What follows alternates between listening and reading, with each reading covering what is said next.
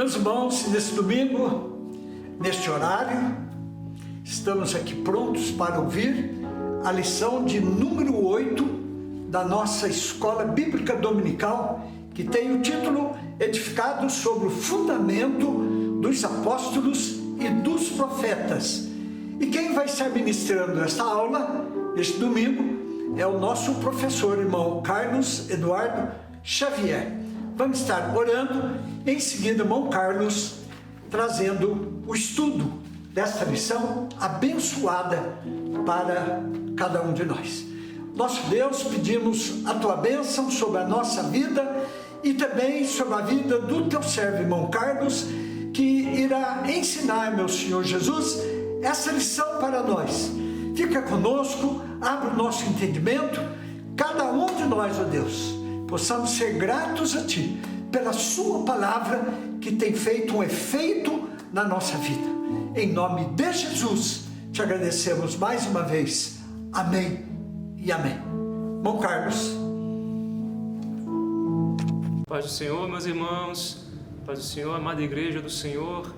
É uma alegria muito grande estar aqui hoje trazendo, compartilhando o ensino da palavra do Senhor na nossa revista que tem como tema a Igreja Eleita, redimida pelo sangue de Cristo e selada com o Espírito Santo da promessa.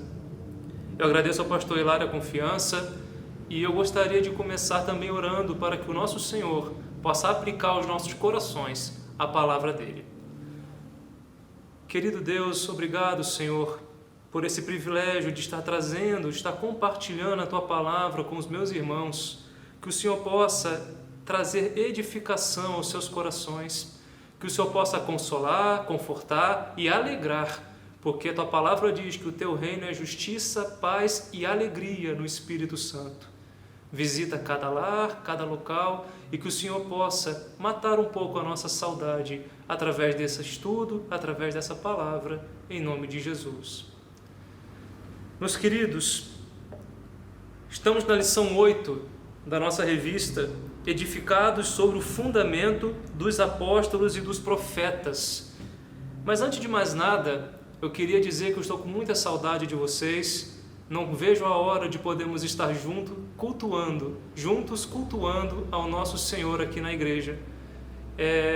Infelizmente estamos nesse período de estar distantes, mas distantes só fisicamente, em oração, em espírito, nós estamos juntos e já estaremos juntos também aqui no templo do Senhor. Amém? Vamos seguir então com a nossa aula. A lição 8 tem como texto áureo o que está lá em Efésios, que está escrito em Efésios 2:20, edificados sobre o fundamento dos apóstolos e dos profetas, de que Jesus Cristo é a principal pedra da esquina. Efésios 2:20. Também temos como verdade prática: Jesus Cristo é a pedra basilar da igreja, que está edificada por meio dos ensinamentos dos apóstolos e do testemunho dos profetas. Eu também gostaria de ler com os irmãos aí na sua casa, o irmão que tiver uma Bíblia perto. Vamos ler o que está escrito em dois textos. O primeiro texto encontra-se em Efésios 2, versículos 20 a 22, que diz o seguinte: edificados sobre o fundamento dos apóstolos e dos profetas, de que Jesus Cristo é a principal pedra da esquina, no qual todo o edifício, bem ajustado, cresce para templo santo do Senhor, no qual também vós juntamente sois edificados para a morada de Deus no Espírito.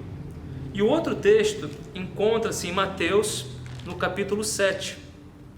Mateus 7, a partir do versículo 24, que diz o seguinte: todo aquele, pois, que escuta estas minhas palavras e as pratica, assemelhá-lo-ei ao homem prudente, que edificou a sua casa sobre a rocha. E desceu a chuva, e correram rios, e assopraram ventos, e combateram aquela casa, e não caiu, porque estava edificada sobre a rocha. E aquele que ouve estas minhas palavras e as não cumpre, compará-lo-ei ao homem insensato que edificou a sua casa sobre a areia. E desceu a chuva, e correram rios, e assopraram ventos, e combateram aquela casa, e caiu, e foi grande a sua queda. Amém? O nosso objetivo geral dessa lição é ensinar que Cristo é a base da igreja e estamos alicerçados na doutrina dos apóstolos e no testemunho dos profetas. Bom, isso nós já temos escrito na revista. O nosso objetivo, então, é entender o que significa essa questão da pedra angular, a pedra basilar. O que significa isso para nós? O que significa isso na história? Queremos também ver qual a importância dos apóstolos e dos seus ensinamentos, bem como dos profetas. Que profetas eram esses? Eram os profetas do Antigo Testamento? Eram os profetas do Novo Testamento? São os profetas de hoje? Então é importante a gente destacar bem cada parte dessa, e a minha intenção é buscar o entendimento, trazer o entendimento sobre isso e na Bíblia, fazer isso na palavra de Deus, para que não fique dúvidas e a gente não seja levado por ventos de doutrina estranhos. Logo na introdução, nós temos escrito algumas coisas que eu queria destacar com os irmãos. Primeiro, isso eu creio que já foi visto também nas outras aulas. Por meio da reconciliação efetivada na cruz, Cristo formou a igreja. A igreja era um mistério que esteve oculto em outros tempos. Os apóstolos na época de Cristo nem sabiam, não entendiam completamente o que seria a igreja. Então, por meio da reconciliação da cruz, Cristo formou a igreja. O apóstolo Paulo compara a igreja como um edifício em construção. Não só o apóstolo Paulo, o apóstolo Pedro também, os demais apóstolos tinham esse entendimento. E a pedra angular dessa edificação é Cristo. E o fundamento é a doutrina dos apóstolos e o testemunho dos profetas. E nós vamos ver isso porque já já. Assim, existe o propósito divino de que sejamos o templo santo do Senhor e a morada do Altíssimo. Isso é implicação direta de nós sermos edifício do Senhor. E isso a gente vai ver essa correlação. Por que que o fato de sermos edifício santo, pedras vivas, nós temos que ser então morada, templo santo do Senhor, morada do Altíssimo. E o que isso implica para nós como igreja do Senhor? Ponto central da lição, e isso tem que ficar claro para nós. Jesus Cristo é a pedra basilar, é a pedra base da igreja. Logo no tópico 1, nós vamos estar lidando com um edifício espiritual. E nós vamos procurar diferenciar o que era o santuário judeu, o que é o santuário cristão, o que é pedra angular e, por fim, Cristo, a pedra principal. Amém? Vamos seguir. O santuário judeu. O templo em Jerusalém, ele era símbolo do exclusivismo de Israel como povo de Deus. Agora, a proibição dos estrangeiros acessarem o templo era um motivo de inimizade entre judeus e gentios. E aqui vale ressaltar que os gentios podiam acessar até o pátio externo. Eles não eram proibidos de ir até o pátio externo, mas existia uma divisão dentro da estrutura do templo entre judeus e gentios. E isso deixou os judeus ensoberbecidos, isso deixou os judeus exclusivistas, e não era bem esse o propósito de Deus.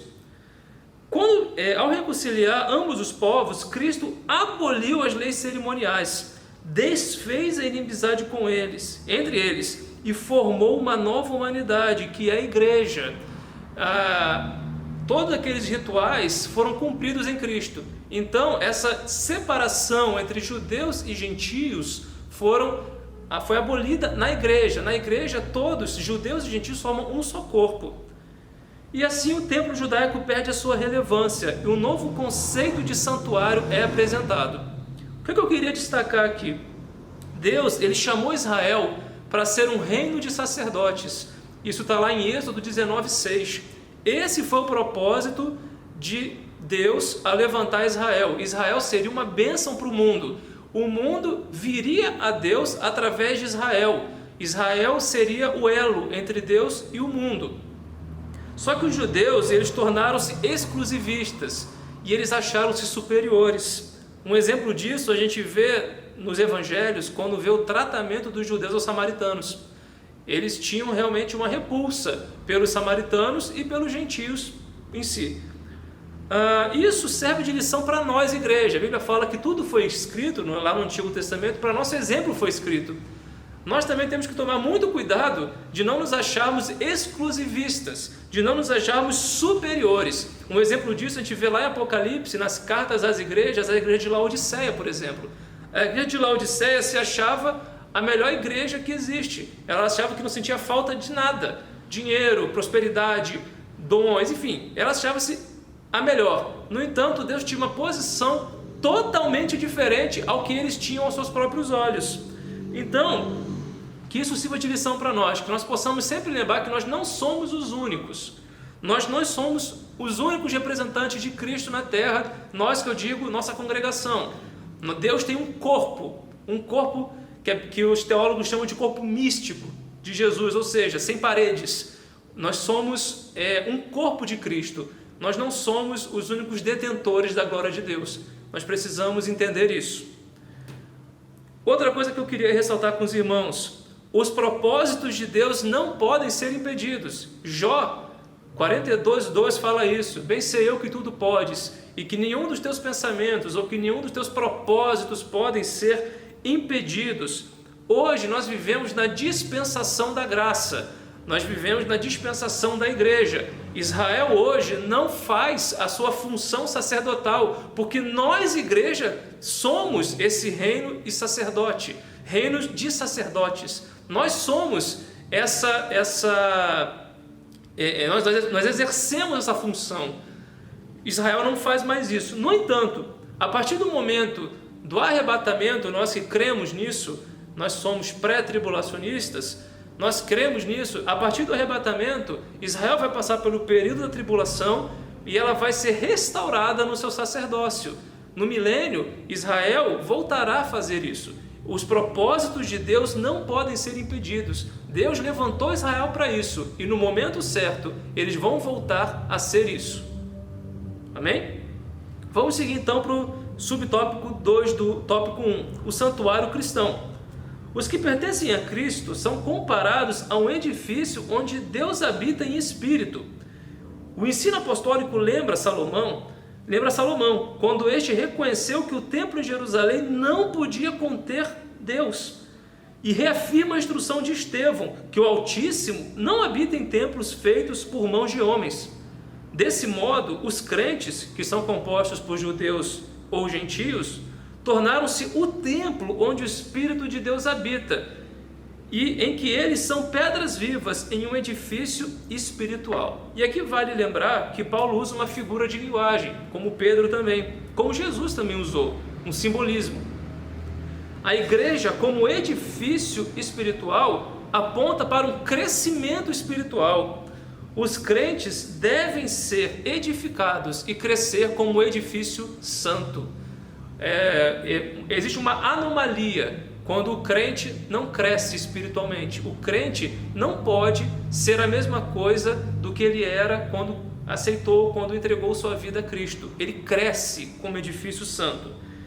E uma coisa muito linda: cada vez que alguém crê em Cristo, ele é removido da pedreira do pecado e ele é colocado no edifício de Cristo. Ele é colocado na graça de Deus. A graça de Deus cimenta ele no edifício santo do Senhor. Nós temos que ter isso em mente. Existe uma pedreira lá fora, e essa pedreira é uma pedreira do pecado, e tem muitas pedras lá que ainda faltam compor esse edifício que é a igreja do Senhor. Que nós possamos continuar pregando o Evangelho, mesmo nesse tempo que nós temos sido tão restringidos no nosso ir e vir. Ok? Temos, por exemplo, o celular, nós temos as mídias sociais, que nós possamos fazer a diferença naquilo que nós podemos usar. Subtópico 3, a pedra angular. Isso é muito interessante. Na arquitetura antiga, a construção de um edifício requeria uma pedra angular. Ela é traduzida como a pedra mais importante ou pedra principal. Ela é posta no canto do prédio para sustentar o alicerce, firmar e unir toda a estrutura e manter as paredes em linha certa. E aqui ele fala de um exemplo de uma pedra que foi encontrada em escavações. Essa pedra tinha 12 metros de comprimento, tão importante, e a magnitude dessa pedra. Como é que funciona isso? Você primeiro colocava a pedra angular e o edifício crescia, fazendo ângulo. A partir dela, as outras pedras eram encaixadas, eram encaixes de pedra. Então ela servia para dar a angulação perfeita e fazer com que as pedras se ajustassem perfeitamente, para que não ficasse uma casa torta, um edifício torto, por exemplo. A pedra angular, portanto, desse novo santuário é o próprio Cristo. E no Sermão do Monte aprendemos que o homem prudente edifica a sua casa sobre a rocha, como nós lemos na leitura bíblica. Mas eu queria ler um outro texto com os irmãos, que está lá em Mateus 21, versículos 42 a 44, que diz assim: Diz-lhes Jesus: Nunca leste nas Escrituras a pedra que os edificadores rejeitaram? Essa foi posta por cabeça do ângulo? Pelo Senhor foi feito isso, e é maravilhoso aos nossos olhos? Portanto, eu vos digo que o reino de Deus vos será tirado, aos judeus, e será dado a uma nação que deu os seus frutos. E quem cair sobre esta pedra, despedaçar-se-á, e aquela sobre quem ela cair, ficará reduzida a pó. E aqui eu queria dissecar um pouco esses termos dessa passagem, porque tem tudo a ver com a nossa lição. Quem são os construtores dessa passagem? São os judeus, e deles foi tirado o reino, ainda que temporariamente. A pedra é Jesus, é a palavra. O próprio Pedro, na revelação que ele teve, ele fala: Tu és o Cristo, o Filho do Deus vivo. E Jesus diz: Sobre esta pedra fundarei a minha igreja.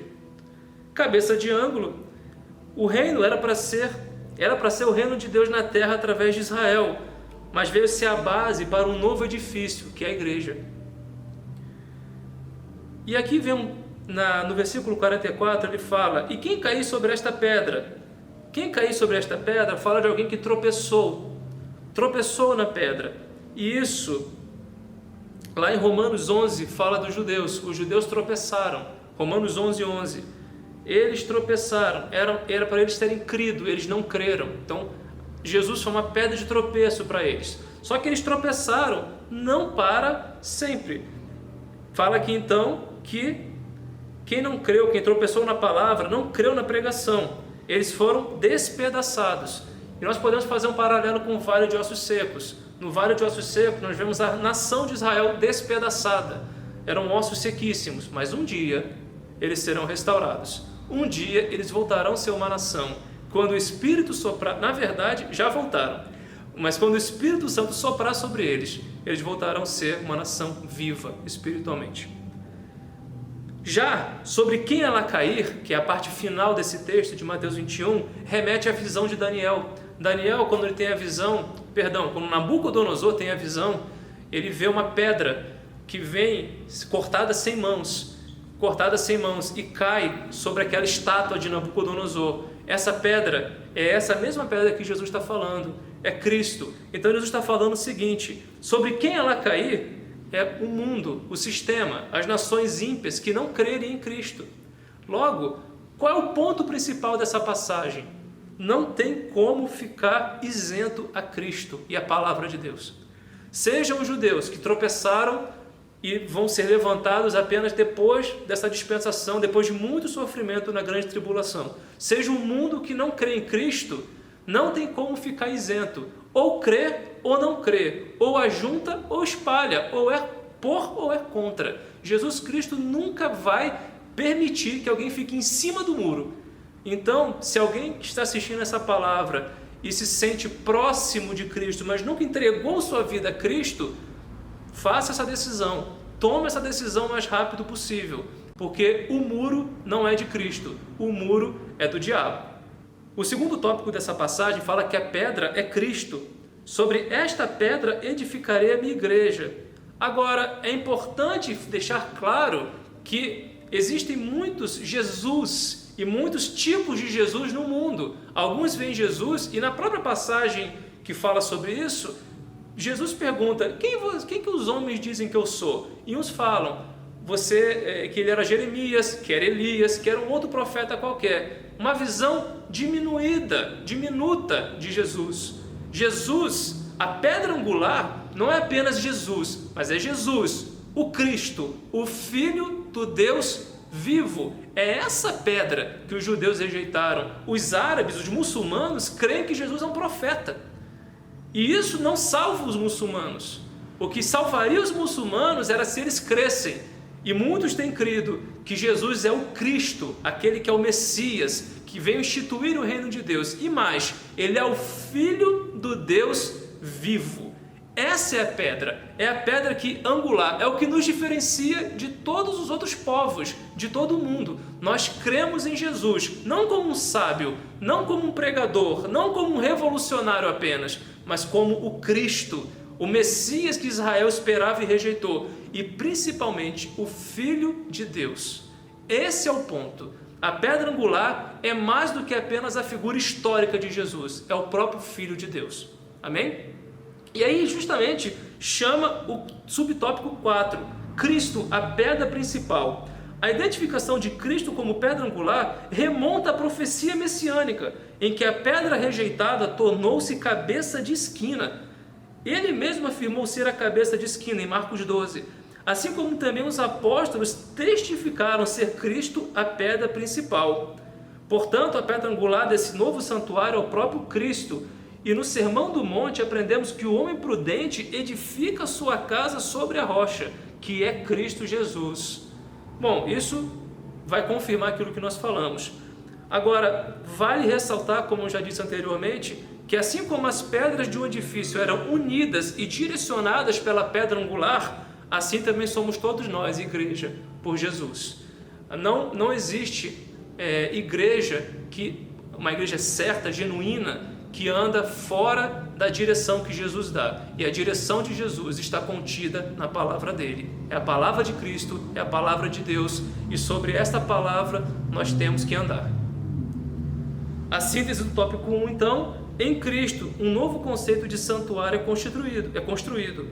Os crentes são comparados a um edifício espiritual, onde Cristo é a pedra principal. Vamos então para o tópico 2.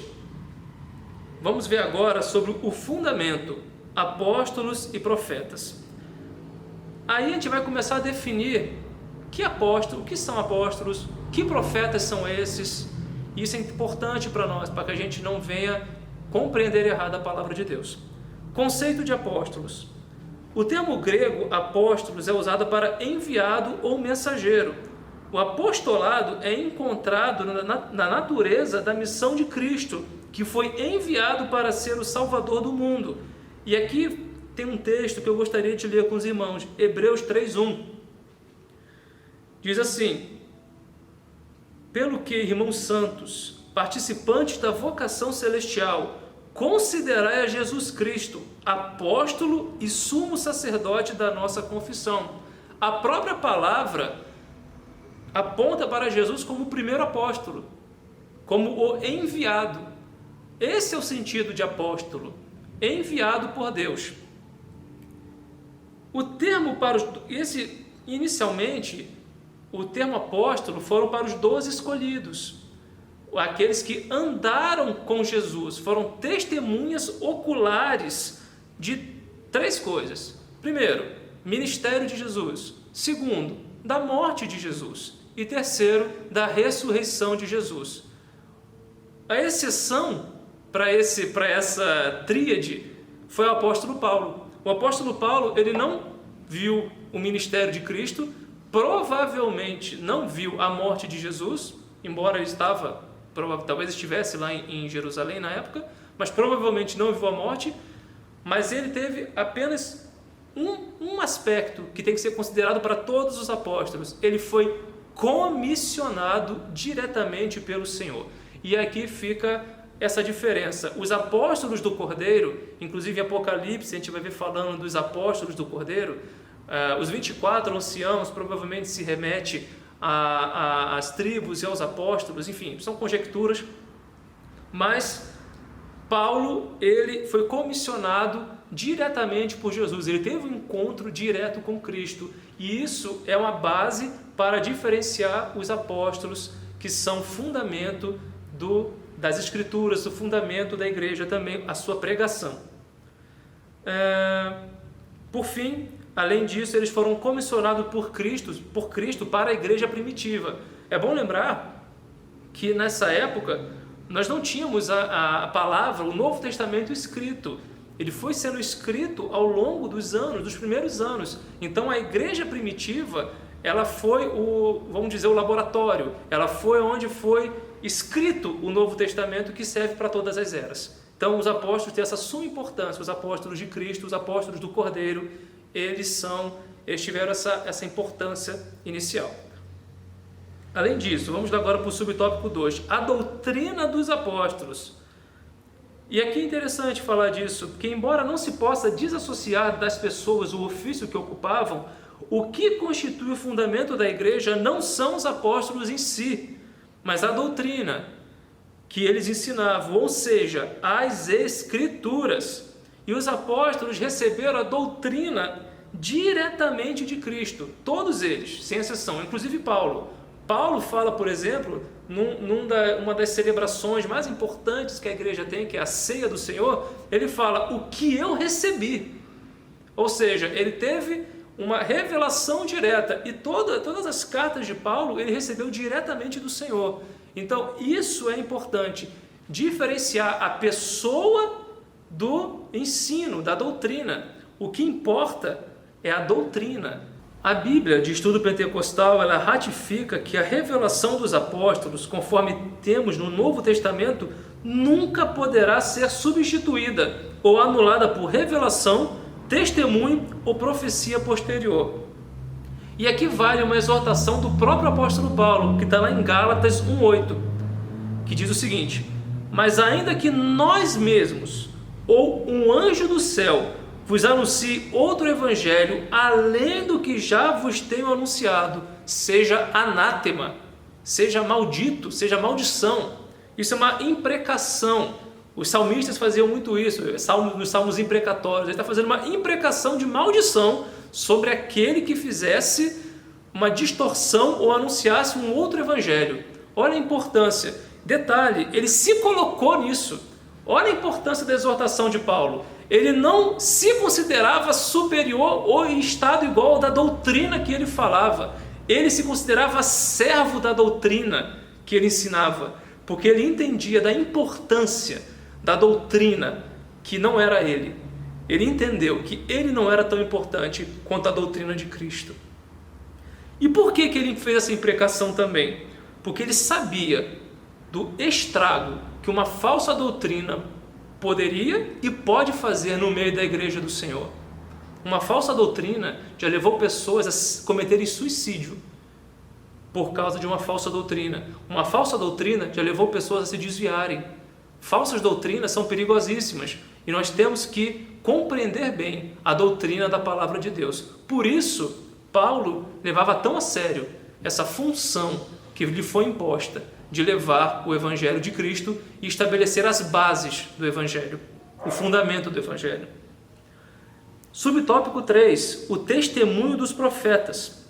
A palavra grega profetes significa proclamador e intérprete da revelação divina. A ordem da frase em Efésios 2:20, apóstolos e profetas, indica tratar-se dos profetas da igreja e não os do Antigo Testamento. Isso é importante. Mais adiante, Paulo assegura que a compreensão do mistério que no passado estivera oculto, de que os gentios tinham igual posição no corpo de Cristo e eram participantes da promessa, foi revelado pelo Espírito aos profetas no Novo Testamento. Assim, os profetas neotestamentários que falaram inspirados pelo Espírito Santo perfazem o alicerce da igreja de Cristo. Bom, então fica claro para nós que esses profetas que perfazem, como disse muito bem aqui o escritor da revista, o alicerce da igreja de Cristo, não eram os profetas do Antigo Testamento, mas os do Novo. Não que os escritos do Antigo Testamento não foram base para o Novo Testamento, foram, mas a doutrina da igreja, essa doutrina desse corpo, desse mistério que esteve oculto, precisava da revelação do Espírito Santo para que pudesse ser bem fundamentada. Jesus mesmo disse isso, que o Espírito Santo iria ensinar todas as coisas. Uma orientação, um entendimento importante que nós podemos também tirar daqui é que o cânon, ou seja, o conjunto de livros, a doutrina não estava completa ainda. Então elas estavam sendo trazidas à luz através da revelação do Espírito Santo. E os profetas foram levantados para isso. Interessante também é que os profetas traziam revelações do Espírito para a igreja e os apóstolos confirmavam. Ou seja, era um trabalhar em conjunto.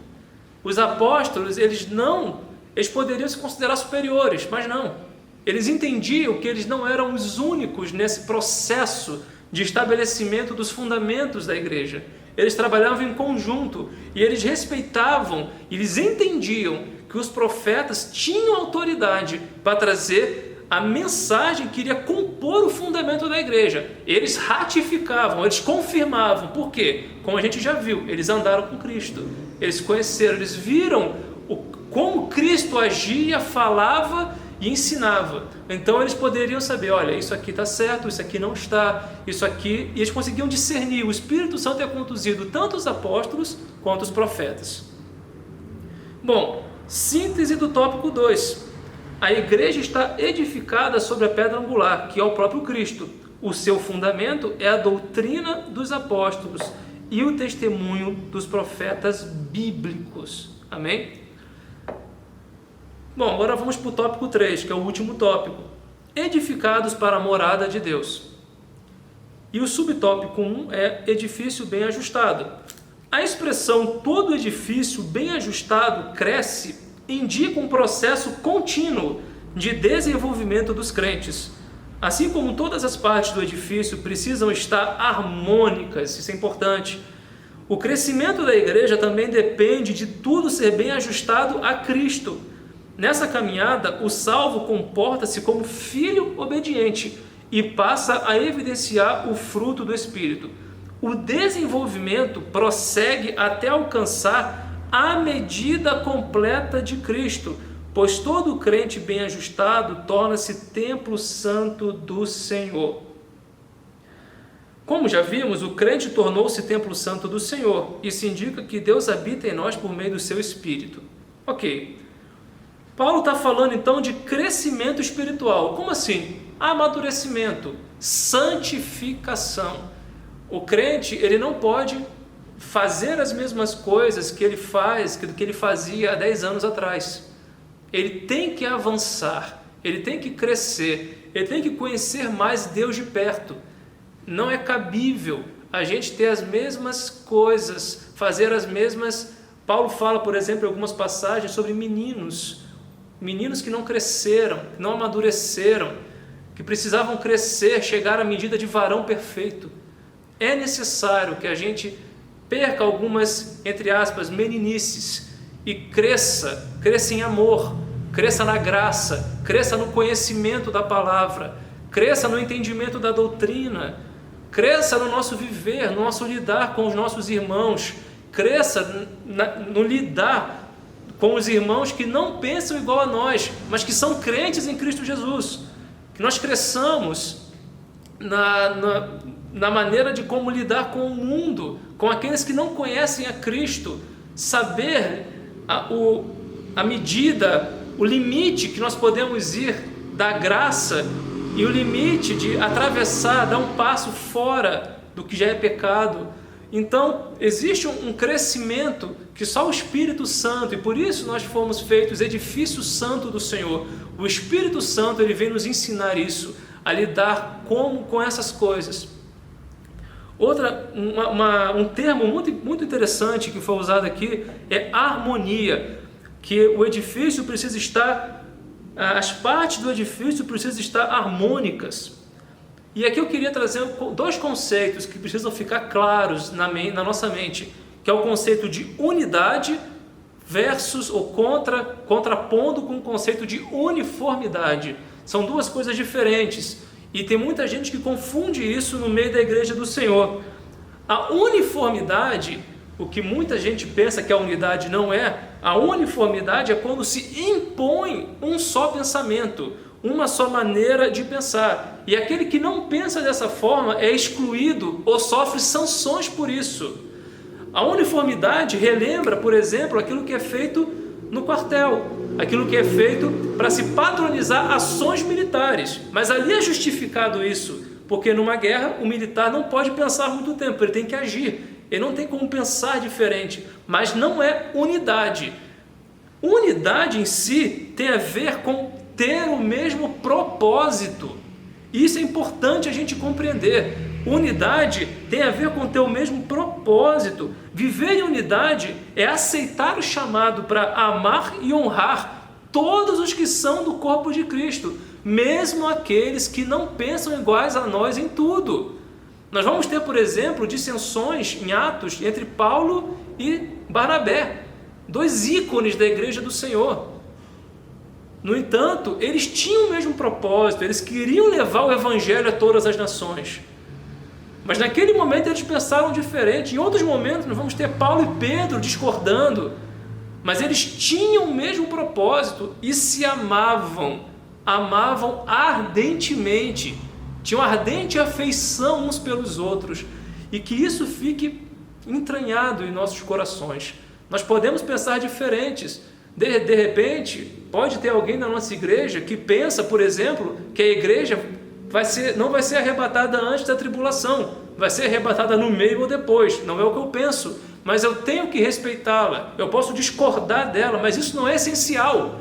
Isso não é a base, não é a pedra angular. Isso é algo que nós podemos estudar e discordar até certo ponto. Mas o amor tem que permanecer. Nós temos que entender isso. E isso não é discordar do que vai contra a doutrina. Entenda bem. Aquilo que vai contra a pedra angular, aquilo que vai contra a doutrina dos apóstolos tem que ser combatido sim. A gente não pode usar o amor, um amor leviano.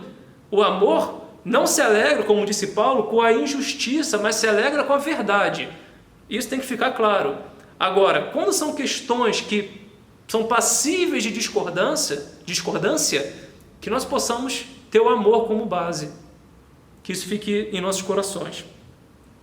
E por fim, não há crescimento isolado. Isso é uma mentira do diabo. Certa vez eu ouvi um irmão em Cristo, ele não estava tão firme com Cristo assim, falando que ele pertencia à ICC, Igreja Cristo em Casa.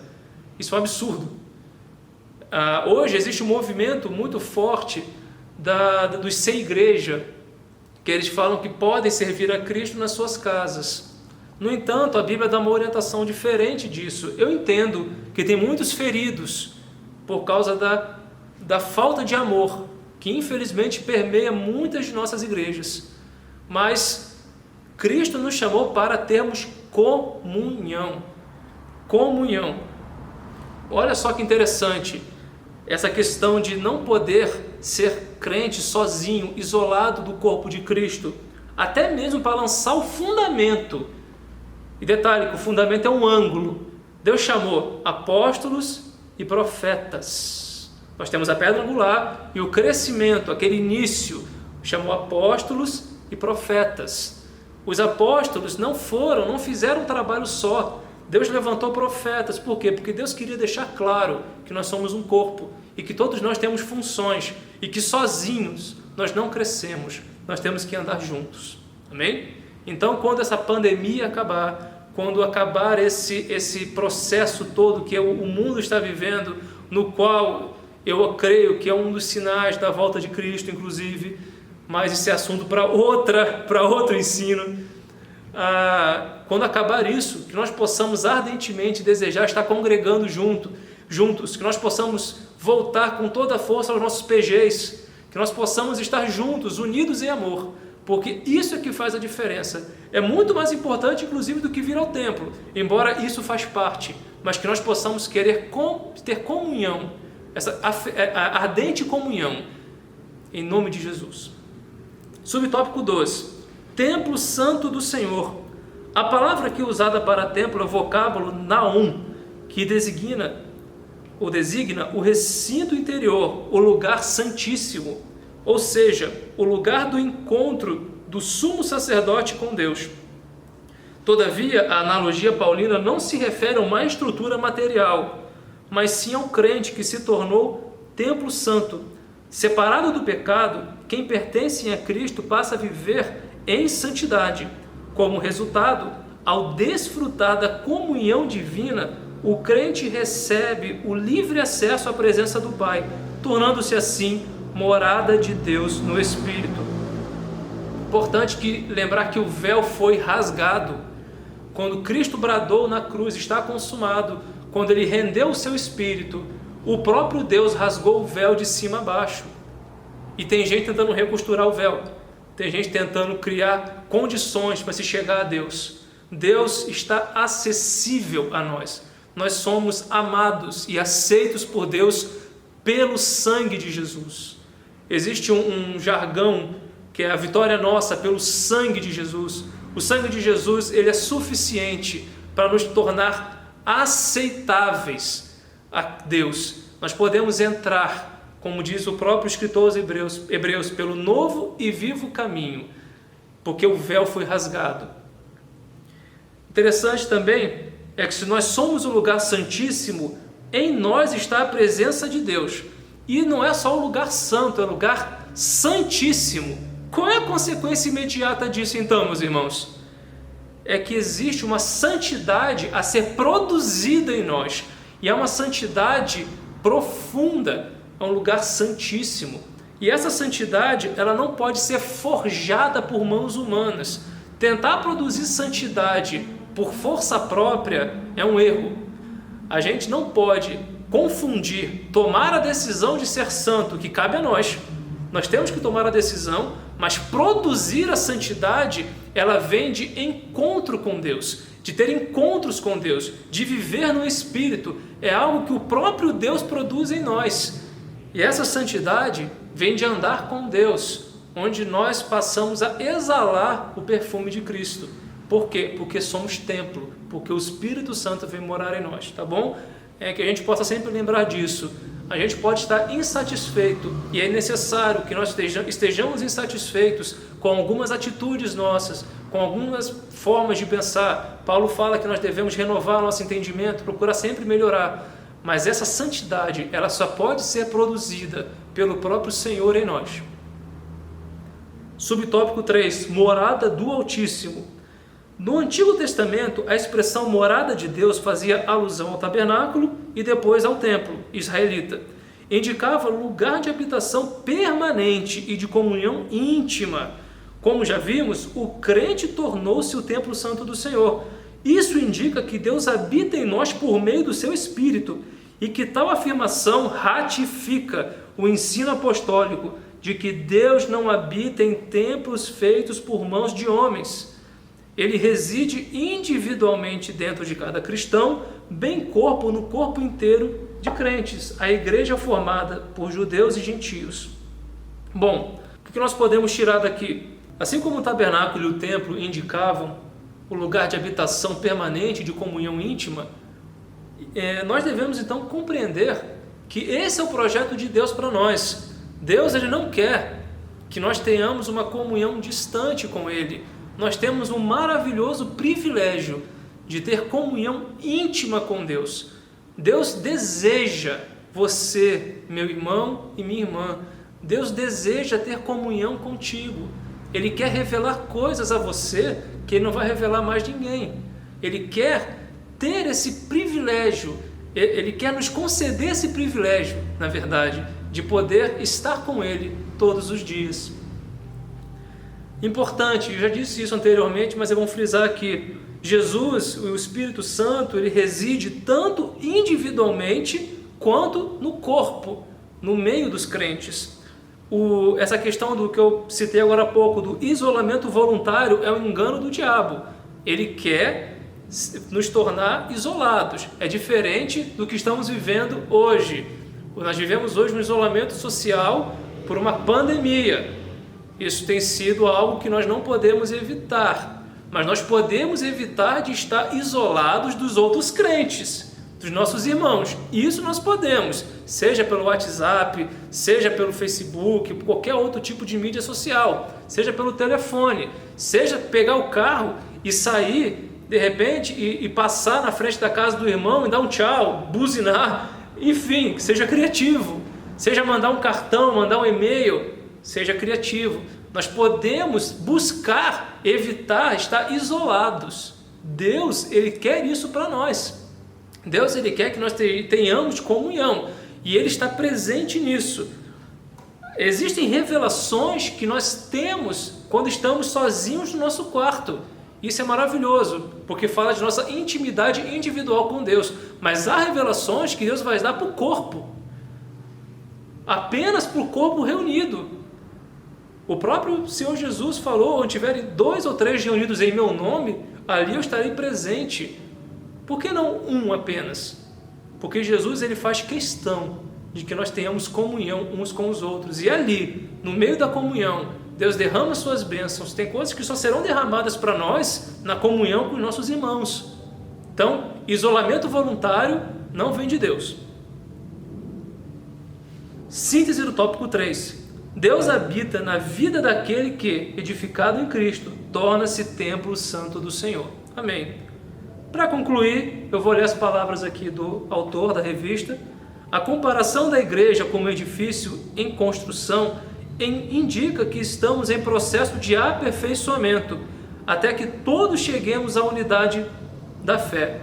A pedra angular, que é o próprio Cristo, não pode ser substituída de forma alguma. E aqui entra uma questão que eu acabei passando dos profetas e dos apóstolos. Não há ninguém que possa se auto-intitular apóstolo ou profeta ou qualquer outra nomenclatura que possa trazer revelação diferente daquilo que já foi posto na palavra do Senhor. O cânon, as escrituras, os livros bíblicos estão fechados. É o suficiente para nós e a partir daqui o Espírito Santo fala conosco. É o suficiente, tá bom? A doutrina dos apóstolos e o testemunho dos profetas não podem ser revogados. O próprio Senhor Jesus disse: as minhas palavras não vão passar.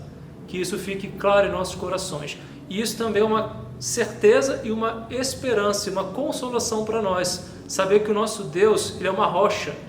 Os salmistas, Davi falava muito isso. O nosso Deus é uma rocha eterna. Ele não muda. Nós podemos ter confiança. Eu então encerro com o que está escrito no livro de Isaías, no capítulo 26. Versículos 3 e 4. Tu conservarás em paz aquele cuja mente está firme em ti, porque ele confia em ti. Confiai no Senhor perpetuamente, porque o Senhor Deus é uma rocha eterna. Que Deus abençoe vocês, meus irmãos, que Deus possa encher o coração de vocês com toda a esperança, com alegria.